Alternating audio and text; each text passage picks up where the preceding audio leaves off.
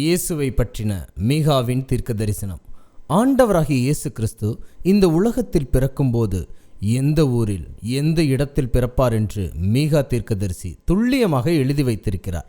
எப்ராத்தா எனப்பட்ட பெத்லகேமே, நீ யூதேயாவில் உள்ள ஆயிரங்களுக்குள்ளே சிறியதாயிருந்தாலும் இஸ்ரவேலை ஆளப்போகிறவர் உன்னிடத்திலிருந்து புறப்பட்டு என்னிடத்தில் வருவார் என்று மீகா 5ஆம் அதிகாரம் 2ஆம் வாக்கியத்தை வாசித்தால் தெரிந்து கொள்ளலாம். இது நிறைவேறியதா என்றால் நிச்சயமாக நிறைவேறியது.